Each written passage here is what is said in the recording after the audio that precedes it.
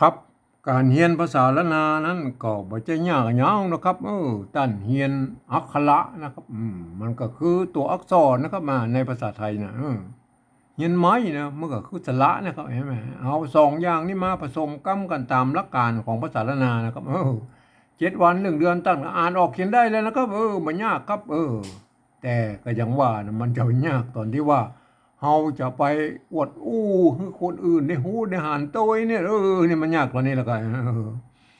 อันเพราะว่าภาษาละนาวของเราเป็นภาษาที่มันตายไปแล้วนะครับมันไม่ได้ใจในทางราชการมาเมินแล้วนะครับ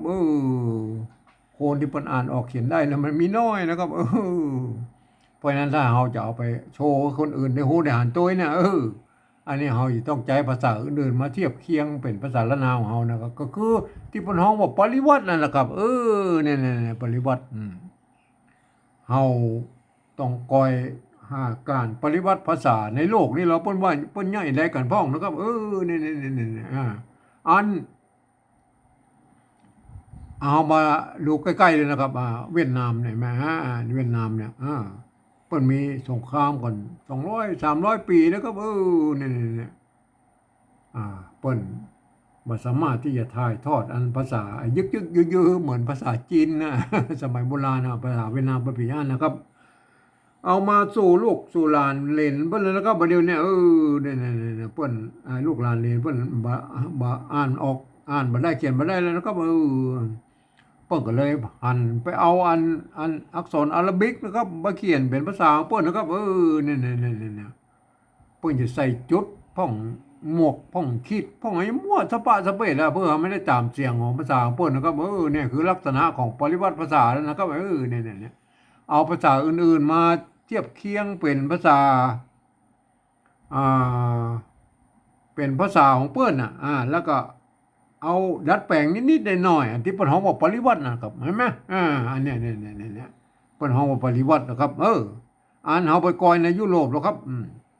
อันยุโรปนั่นน่ะอย่างเช่นฝรั่งเศสน่ะเยอรมันโปแลนด์นะครับยูเครนรัสเซียอันอย่างโครเอเชียอย่างหมดนั่นน่ะหรือยุโรปตะวันออกเนี่ยหมู่นี้เพิ่นก็ใช้หลักการนั้นปริวัติภาษากันทั้งนั้นนะครับเพิ่นจะยืมเอาอักษรอาราบิกเนี่ยนะครับไปเขียนเป็นภาษาของเพิ่นนะครับแล้วไว้ใส่จุดพ่องใส่หมวกพ่องใส่หยังมั่วสะพะสะเปะเหมือนกันนะนั่นๆแล้วพวกก็เอาตามนั้นเหมือนกันนะแต่มันจะน้อยของเวียดนามน้อยเวียดนามมันมีนักกับเพิ่นอันน่ะเห็นบ่เพื่อเขาไม่ได้ตามเสียงของเพิ่นน่ะมันเป็นอันน่ะเฮาไปกอยในอังกฤษหรอกครับอังกฤษนี่เปิ้นเอาภาษาอักษรอาราบิกเนี่ยครับไปเขียนเป็นภาษาของเปิ้นนะครับเ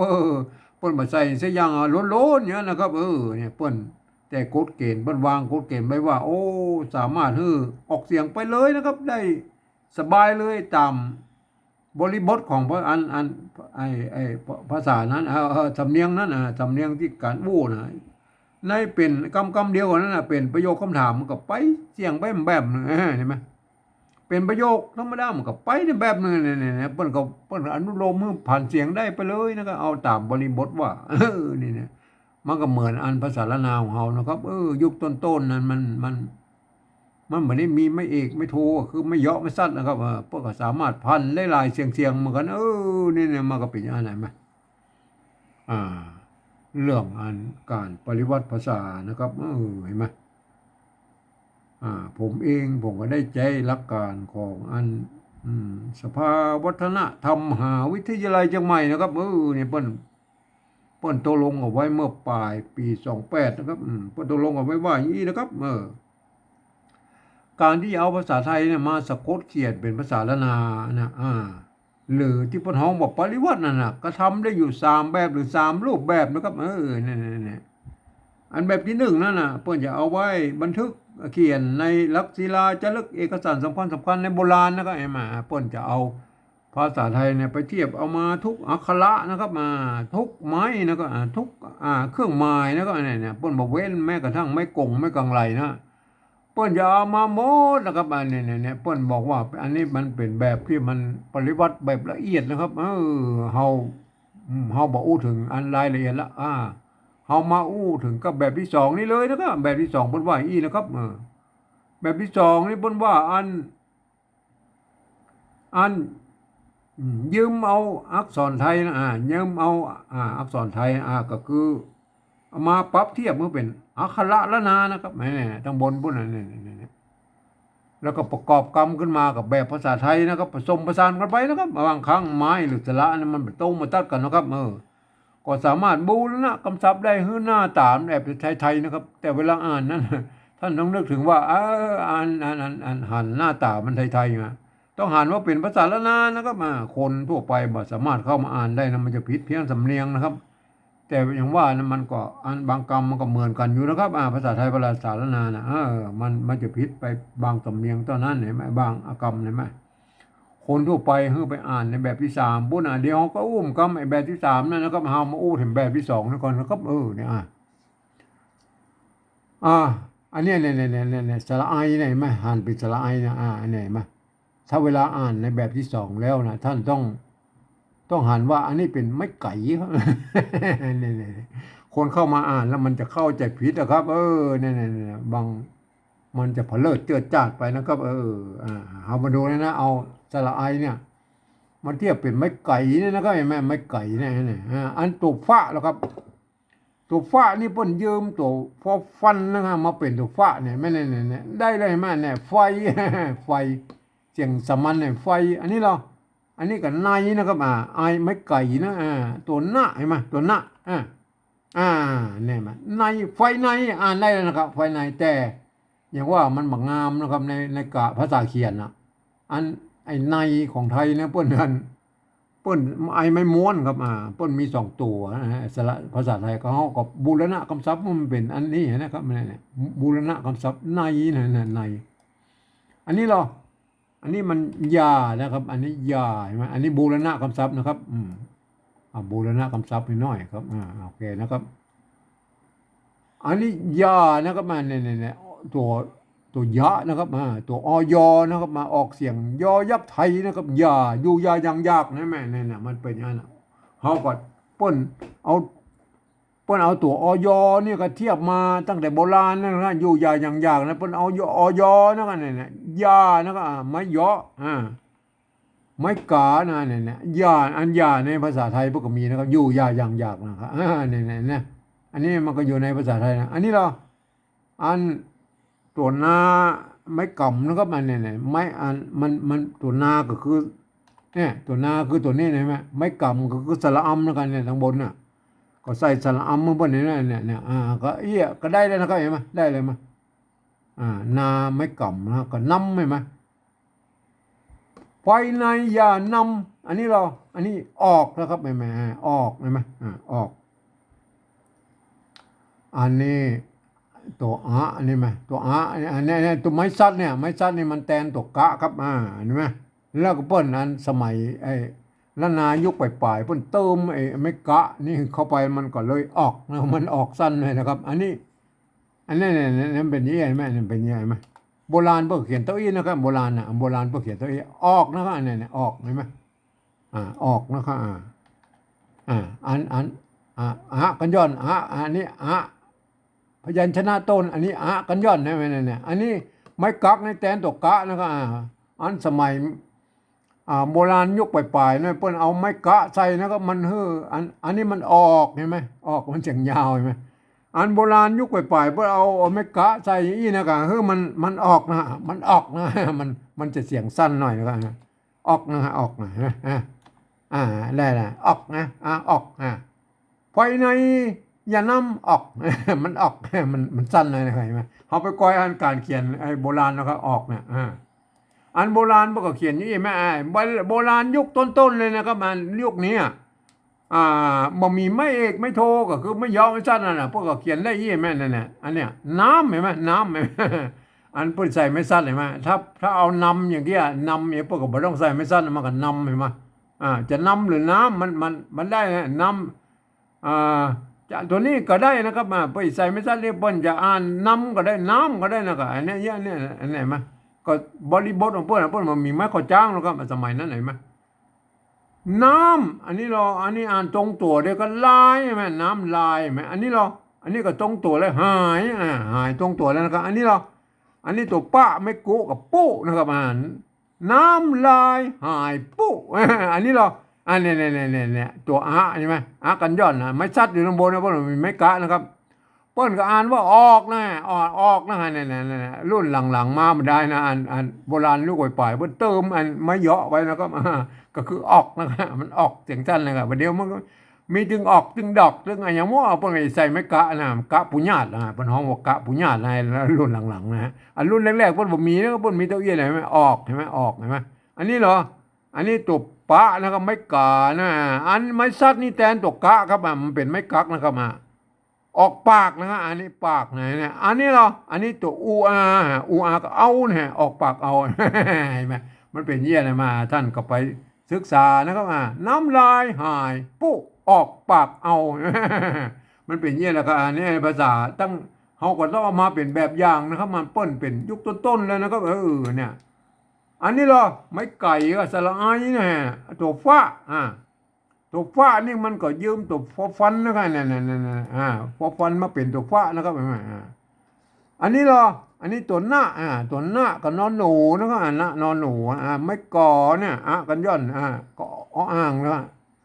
อันนี้เหรออันนี้ไม่ตัวกะอันนี้อันมันเปิ้นสะกดตรงตัวมันต้องไม่ใช้ใบซัดเห็นไหมนอกเห็นไหมนอกถือ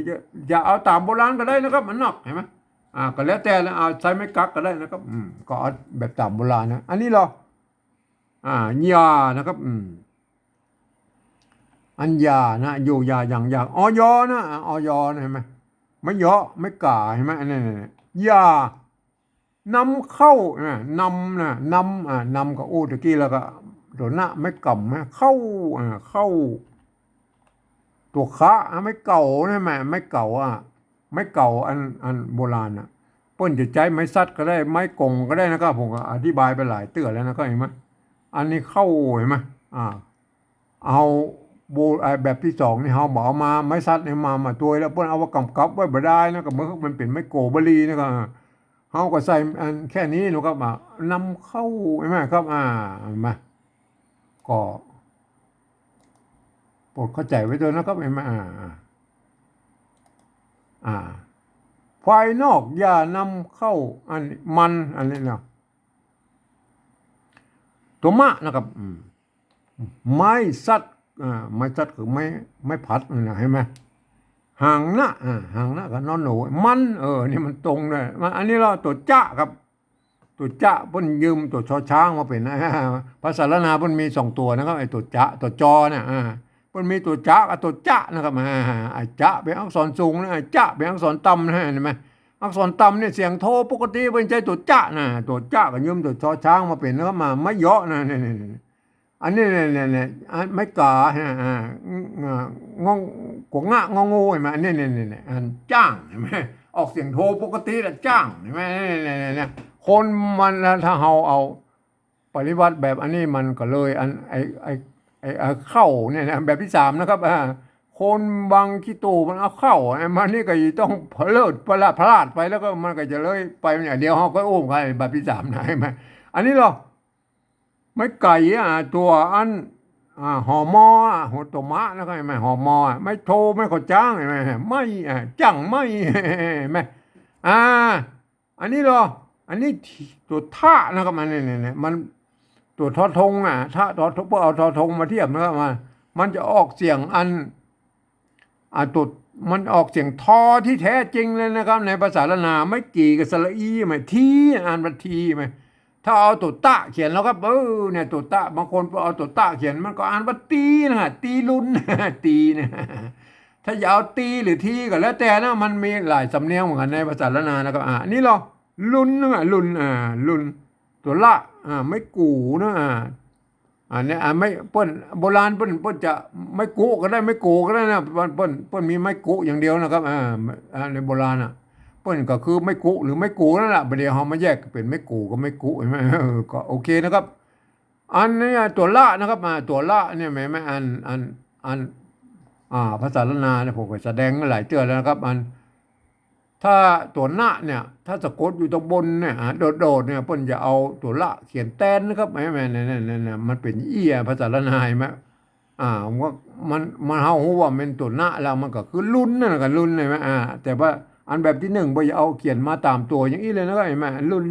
เห็นไหมอันเฮาแบบที่สองเฮากับบูรณะกำชับเมื่อเบิ่นอันเนี่ยบูรณะกำชับเมื่อมันเป็นอันอ่าเพื่อมันหูไว้ว่าอ๋ออันนี้มันบูรณะกำชับนะรุ่นรุ่นใช่ไหมเนี่ยมันเป็นอยี่ไงมาเอาบูรณะกำชับอะไรมาเนี่ยรุ่นอันนี้ในเห็นไหมบูรณะกำชับเนี่ยอันตัวที่บูรณะกำชับ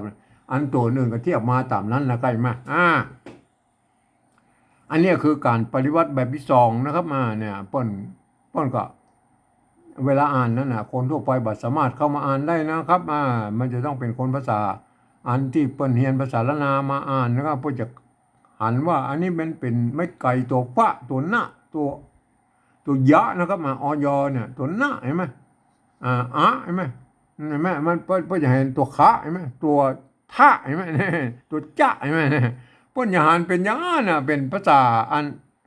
เป็นภาษาละนานะครับเนี่ยเพื่อก็จะอ่านไปตามนั้นคนทั่วไปมาอ่านมาเข้าใจผิดนะครับมันจะผิดเพี้ยนสำเนียงไปนะครับเห็นไหมเพื่อก็จะอ่านกันนี้นะครับไฟในอย่านำออก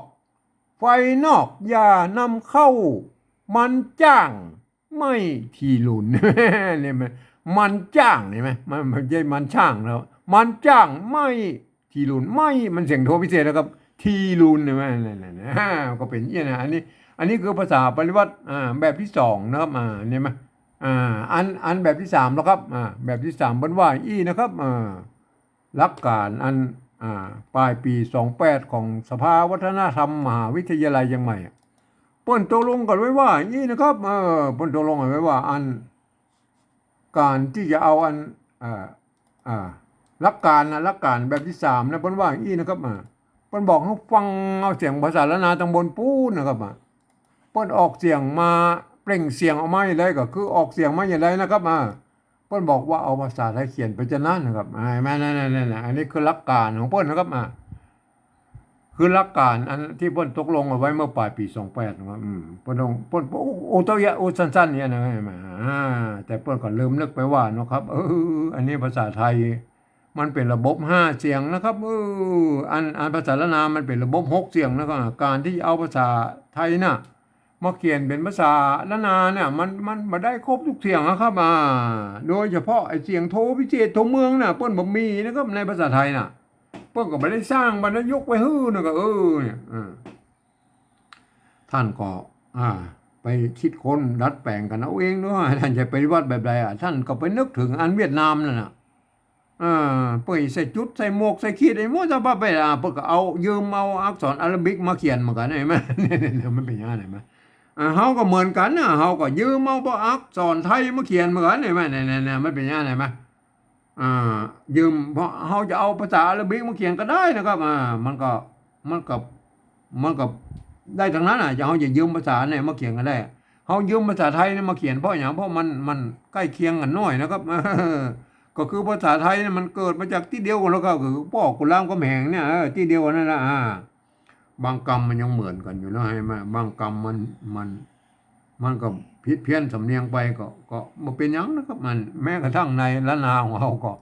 มันเนี่ยมี 4-5 เผ่าพันธุ์กันนะครับเนี่ยมันก็จะสำเนียงมันก็ยังผิดกันเลยนะครับไอ้ไตยวนไตลั่วไตลื้อไตเขินไตยองเห็นมั้ยมันก็ยังฟังกันปองเรื่องอยู่นะก็แต่มันเสียงมันก็แป่งๆกันออกไปนะก็แม่มันเป็นอย่างนั้นนะอันแบบที่3นะแบบที่3นี่เลยนะครับเลยเอาฟังนะครับเอาเลยนะครับอันถึงเสียงโทพิเศษโทเมืองไอ้โทอย่างแล้วก็เฮากว้างกำไหนเอาฟังนะหลักการมันว่าอันน่ะที่อันไหนบ่ได้เฮาก็ดัดแปลงไปนะครับเอาฟังอันภาษาละนาบนบอกไฟนะครับตัวลากเนี่ยไฟใช่มั้ยอันแบบที่2นี่เหรอไม่ไก่ตัวฟ้าไฟนะอันนี้เหรออันแบบที่3นี่สระไอตัวฟอฟันครับพวกอ่านบอกไฟเสียงสามัญเหมือนมันเต้ากันได้มั้ยมันเหมือนกันเห็นมั้ยอันภาษาไทยภาษาละนาบางคำมันก็เหมือนกันอยู่โลกครับอันนี้เหรออันตัวที่2นี่มันในนะกับในใช่มั้ยอันนี้เหรอแบบที่2นี่พวกอ่านว่าในนะก็ได้มั้ยในอันนี้เหรอแบบที่3นี่สระไอไม่ม้วนตัวนอนหนูในเหมือนกันไฟในก็มันเต้ากันเต้ากันก็แล้วไปนะครับอันนี้เหรออันนี้ตัวยะนะก็เห็นมั้ย อันในภาษาละนาเปิ้นเอามาออกเสียงยอยักษ์ไทยเปิ้นยานะก็ยานี่เหรออันแบบที่สองนี่เปิ้นก็เอาตัวอยนะเทียบมาเป็นตัวยะเนี่ยสอเสียงยอยักษ์ไทยเปิ้นก็อ่านว่ายานะก็แม่นเนี่ยอันนี้เหรออันนี้ภาษาไทยเปิ้นก็ตัวอยเปิ้นก็อ่านว่ายาเหมือนมันเต้าอันนั้นมันเต้าอันนั้นยาใช่มั้ยยาไฟในยาเนี่ยมันเต้าอันนั้นมันก็เต้าก็เต้าไปแล้วก็อันนี้เหรออันนี้ตัวนำเห็นไหมนำนำนอนำเห็นไหมสระอำอันนี้เหรออันแบบที่สองนี่พวกอ่านว่านำนะอันแบบที่สามเหรอนำนำเห็นไหมก็ไฟในนำอันนี้เหรอก็แล้วไปแล้วก็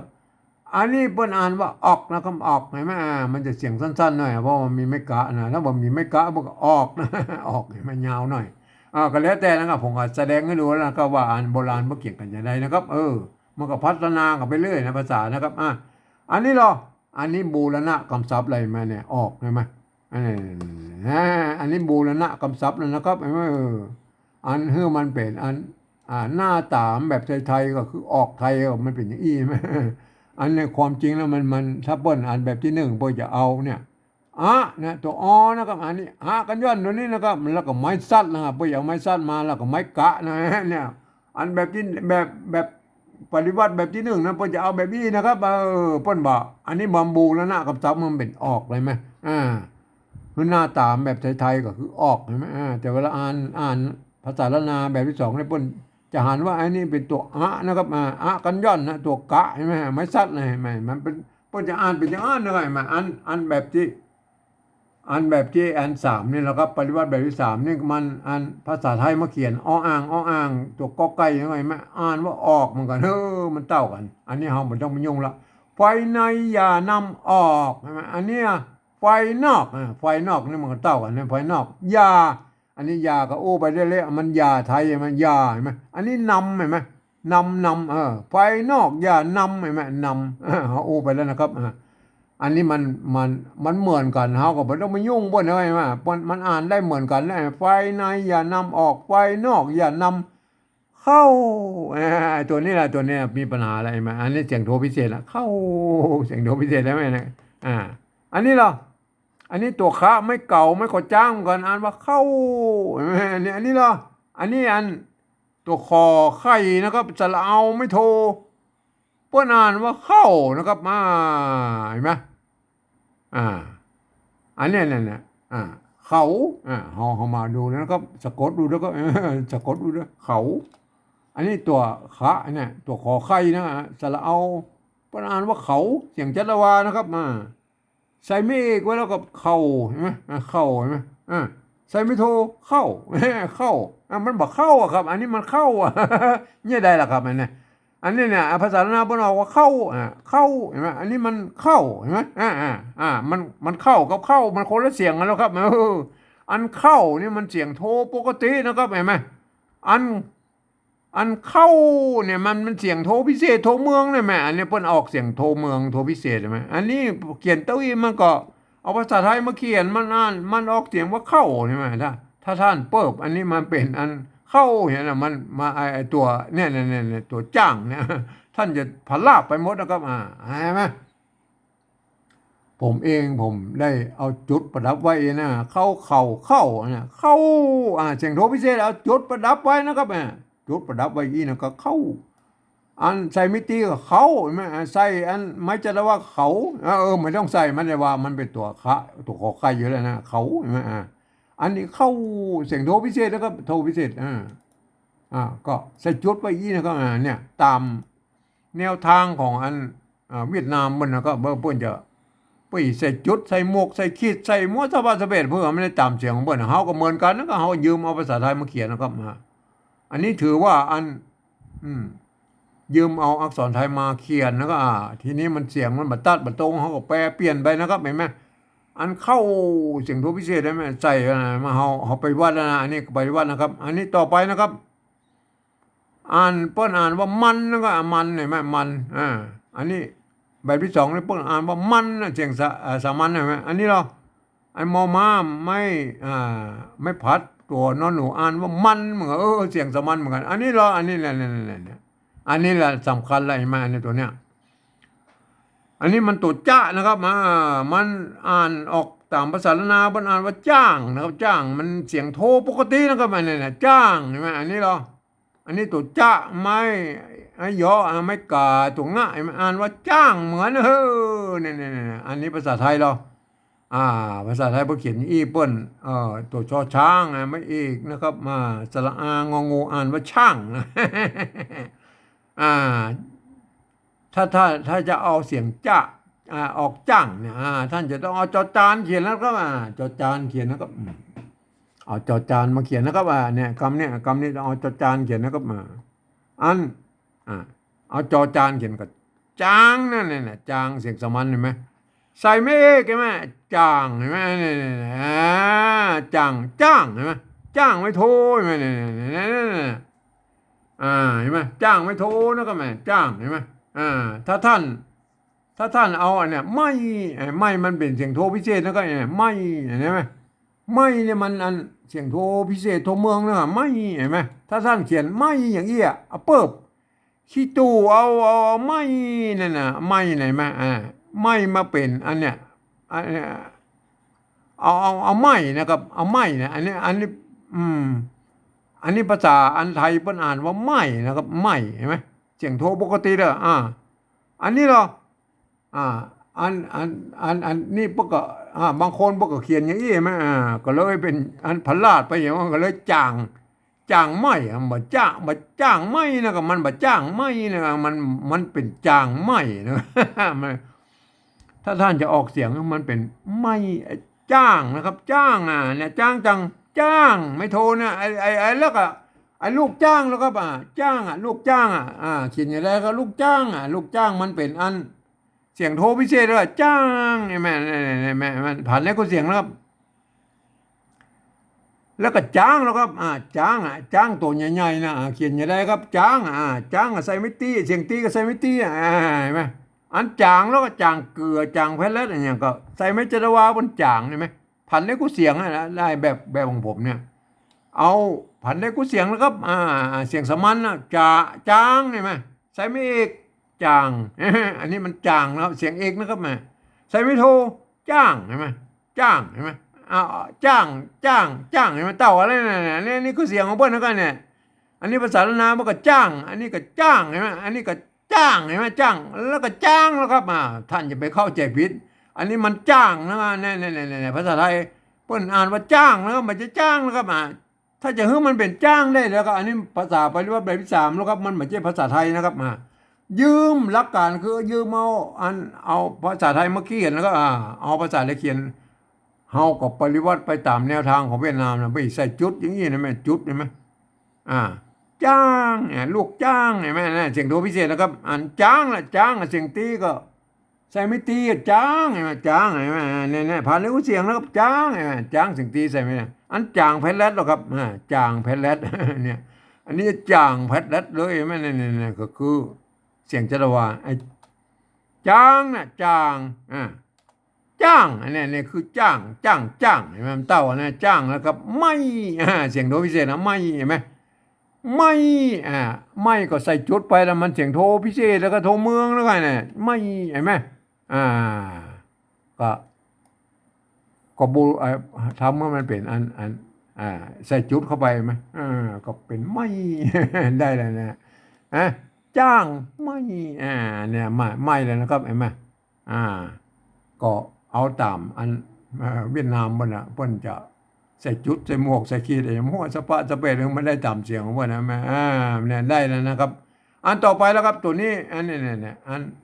ตัวท่านะครับอันนี้มันเป็นออกเสียงทอในภาษาล้านนาที่แท้จริงแล้วไม่กี่ก็อ่านว่าทีนะครับถ้าเอาตัวตะเขียนมันก็ตีอ่านว่าตีนะครับอันนี้อ่านว่าทีนะครับอันนี้เหรออันนี้ก็อ่านว่าตัวท่าไม่กี่อ่านว่าทีนะอันนี้เหรออันนี้ตัวทอทงอันไม่สระอีพวกอ่านว่าทีเหมือนกันนะแต่มันบางงามในภาษานะครับอันทีนั่นเพิ่นเอาทอทนานเขียนแล้วก็เฮาโบราณคำศัพท์มันทีไหมเฮาโบราณคำศัพท์มันเป็นอันทีอันที่มันเป็นภาษาไทยหน่อย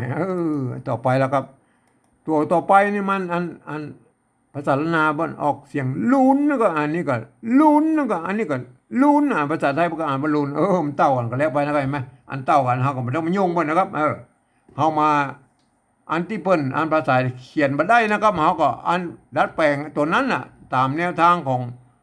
เวียดนามเบิ่นนะครับไปใส่จุดใส่หมวกใส่ขีดอย่างมั่วสะบาสะเปดผมเองก็ได้ใส่จุดไว้อย่างนี้นะครับเนี่ยเพื่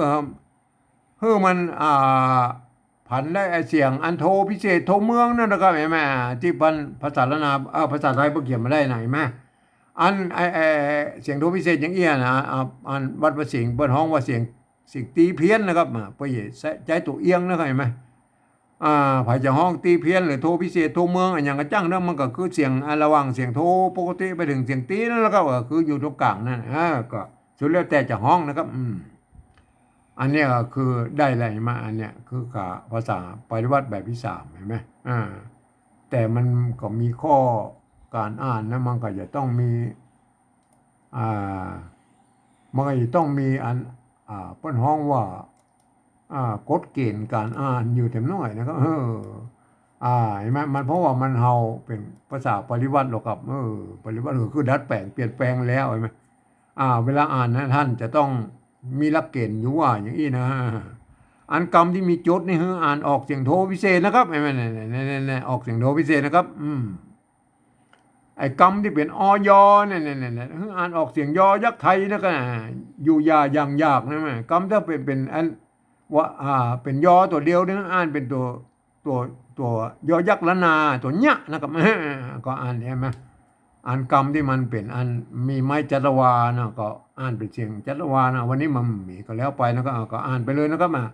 ถึงแม้ว่าท่านจะเป็นอันฝรั่งมาฆ่าลูกที่ไหนมานะครับท่านเรียนภาษาไทยมาเรียบร้อยแล้วก็อ่านไปตามหลักการของภาษาไทยนะครับมีข้อยกเว้นอยู่ว่านะครับกรรมที่มีจุดนี่อ่านออกเสียงโทพิเศษนะครับโทเมืองนะครับเห็นไหมกรรมที่เป็นนี่อ่านออกเสียงยอยักษ์ไทยนะตัวยอยักษ์ออกเสียงยอยักษ์ละนานะครับเห็นไหมอ่านแล้วท่านจะได้สำเนียงเชียงใหม่แต่ยวนไปเลยนะครับเห็นไหมครับท่านก็จะอ่านไว้ยี่นะครับไฟในอย่านำออกไฟนอกอย่านำเข้ามันจ้างไม่ขีลูนเห็นไหมอันนี้คือสำเนียงไตยวนเชียงใหม่เพื่อนจะออกเสียงกันอย่างนี้นะเห็นไหมฮามาโอถึงแบบที่สองนะครับมันคนละหลักการแบบที่สามเนี่ยนะครับแบบที่สองเนี่ยเพิ่นบอกว่ายืมมาอักษรไทยมาปั๊บเทียบว่าเป็นอักขระละนาตำบลปูนแล้วก็ประกอบกันมือมาแบบภาษาไทยผสมผสานกันไปเห็นไหมบางครั้งไม้มันสระมันบะตรงบะตัดกับบูรณะคำศัพท์มันหน้าตาแบบไทยมันคนละหลักการอันแบบที่สามนะครับแบบที่สามเนี่ยเปิ้นหลักการมันคือฟังเอาเสียงภาษาละนาตำบลปูนอันนี้เนี่ยเปิ้นเปล่งเสียงเอาไม้แล้วเอาภาษาได้เขียนพิจารณาเห็นไหมมันคนละหลักการกันนะแบบที่สองเนี่ยไหมการแบบที่สองนี่ท่านจะต้องเอาหลักการของภาษาละนาอ่านนะครับต้องเห็นว่าอันนี้ตัวฟ้าตัวหน้าตัวยะนะตัว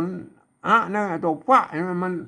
ท่านต้องเห็นเป็นภาษาละนานะอ่านว่าอย่างนี้นะก็อ่านว่าอย่างนี้นะครับไฟในอย่านำออกไฟนอกอย่านำเข้ามันจังไม่ทีรูนเห็นไหมอันนี้คือสำเนียงอันไตยวนจังไม่ว่าอย่าออกเสียงกันยี่นะไหมถ้าเป็นไตลื้อไตยองนะครับยองละปูนไตลื้อตั้งแป้นน่านพะเยาอันลำปางมันเพิ่นก็ออกเสียงกันแบบนั้นก็มันก็ฟังกันรู้เรื่องนี้นะครับครับอันภาษาละนาทางบนพุ่นเพิ่นก็เขียนกันอย่างอี้ฮะส่วนใหญ่เพิ่นก็เขียนได้อี้มั้ยก็ยกเว้นนะครับมันบางคำมันก็อ่านจะผิดเพี้ยนกันไปนะอย่างเช่นออกเนี่ยเนาะอันออกเนี่ยเพื่อจะเขียนกันย้อนอันตัวนะครับแล้วก็กันย้อนเนี่ยใส่อันบ่ใส่ไม่สั้นหรืออันไม่กะนี่ก็เปิ้นใส่ตัวกะก็ได้นะมันก็ออกนะครับก็สุดแล้วแต่จะเขียนนะหรือบ่ใส่ไม่กะตัวนี้ก็ได้มันก็คือออกในแบบโบราณนั่นไงมั้ยหรือจะใส่ไม่กะอย่างนี้มันก็ออกใช่มั้ยมันก็ออกมันสั้นๆด้วยก็ออกใช่มั้ยมันก็เขียนได้3แบบนะครับเห็นมั้ยก็สุดแล้วแต่ท่านไปชอบนะครับมาอันอื่นๆมันก็เหมือนกันยังไงมันก็ต้องเขียนเหมือนกันใช่ไหมเนี่ยอันมีนี่ตัวนะตัวทีเนี่ยอันตัวเฮาจะออกเสียงออกเสียงทอทหารทอเนี่ย ที่แท้จริงอ่ะต้องเอาตัวเนี้ยตัวทะนะครับตัวทะเขียนได้ไหม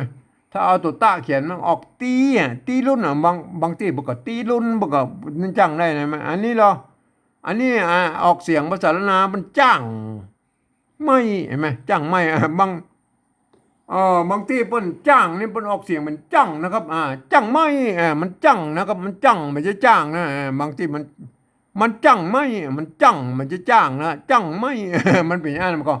แล้วแต่ที่จะเพิ่นจะเขียนแล้วก็มันก็สุดแล้วแต่มันสำเนียงของภาษาละนาแต่ละที่มันก็เหมือนกันถ้าเพิ่นจะเขียนตามภาษาของเพิ่นก็จังไม่มันเป็นจังนะครับไม่ใช่จ้างนะอันนี้มันจ้างไม่ไหมบางที่มันก็จังไม่ก็สุดแล้วแต่นะครับสุดแล้วแต่เพิ่นจะเขียนแล้วก็ก็แต่พวกก็อ่านกันได้อยู่นะครับเนี่ยพวกก็อ่านกันได้ตามไปตามสำเนียงของอันเผ่าพันธุ์ของท่านนะครับอันนี้สำเนียงแต่โยนยังใหม่นะครับเพิ่นอ่านไว้อีนะครับไฟในอย่านำออกไฟนอกอย่านำเข้ามันจ้างไม่ทีลุนแม่คือการอันนี้คือภาษาละนานะครับท่านเอาไปฝึกนะครับท่านที่เอาไปอวดคือคนอื่นในหูในหันหรือว่าท่านไปโชว์เนี่ยท่านจะต้องเอาภาษาอื่นๆมาเทียบเคียงนะมาเป็นภาษาละนาของเรานะเห็นไหมมันก็แล้วแต่นะครับมันแล้วแต่ภาษาละนาภาษาไทยมันก็ใกล้เคียงกันนะมันเกิดมาจากที่เดียวกันแล้วก็มาแต่บางคำมันบ่เหมือนกันท่านจะต้องใจความสามารถของท่านบูรณะคำศัพท์เอาเองนะครับเอาตามแนวทางของเวียดนามนั่นน่ะไปใส่จุดใส่หมวกใส่ขีดอย่างมั่วสะบาสะเบดเพื่อได้ตามเสียงของเพื่อนนะครับมาผมเองก็ใช้หลักการของภาษาเวียดนามนั่นแหละเปิ้นก็ทำแบบอย่างไว้ให้นะครับก็ผมเองนี่ผมใช้แค่จุดนะครับอันนี้จุดประดับไว้เสียงโทพิเศษที่อ่านภาษาไทยเพิ่นเขียนมาได้นะครับมันมีเสียงในภาษาไทยพวกผมก็เปลี่ยนแปลงตัวนี้เห็นไหมไอ้ไม่เห็นไหมไม่เห็นไหมไอ้จ้างเห็นไหมภาษาไทยเพิ่นเขียนได้นะเนี่ยจ้างเห็นไหมเฮาก็บ่ต้องมายุ่งว่าเนี่ยไอ้จ้างไม่เฮาก็บ่ต้องมายุ่งเพิ่นเฮามายุ่งตอนไอ้เสียงโทพิเศษนั่นน่ะที่เพิ่นเขียนมาได้น่ะอันเสียงอื่นๆที่เพิ่นเขียนได้ก็บ่ต้องมายุ่งเพิ่นก็คือเพิ่นเขียนไปเลยนะภาษาไทยน่ะผมหลักการของผมอย่างอี้นะครับครับใครจะเขียนนี่แล้วก็บ่มีปัญหานะครับเพราะว่ามันเป็นลิขสิทธิ์ของท่านนะครับเพราะว่ามันแบบมีกฎเกณฑ์อย่างแน่นอนเลยนะครับในการปฏิวัติภาษาละนาน่ะก็สุดแล้วแต่ความสามารถของท่านนะครับท่านจะเขียนได้เป็นเรื่องของท่านแต่เวลาอ่านนั่นน่ะนำเสนอไปให้คนอื่นได้อ่านในหูในหานโต้ยนี่เนี่ยเพื่อจะดูถูกเอานะครับว่าท่านบอกเรียนภาษาไทยมามันแล้วเอาภาษาไทยมาเขียนได้ใดมันไม่ได้ตามเสียงของสำเนียงของเผ่าพันธุ์ของท่านนะครับเนี่ยท่านก็ไปคิดกันเอาเองนะครับครับวันนี้ผมก็ขอบรรยายเพียงแค่นี้นะครับ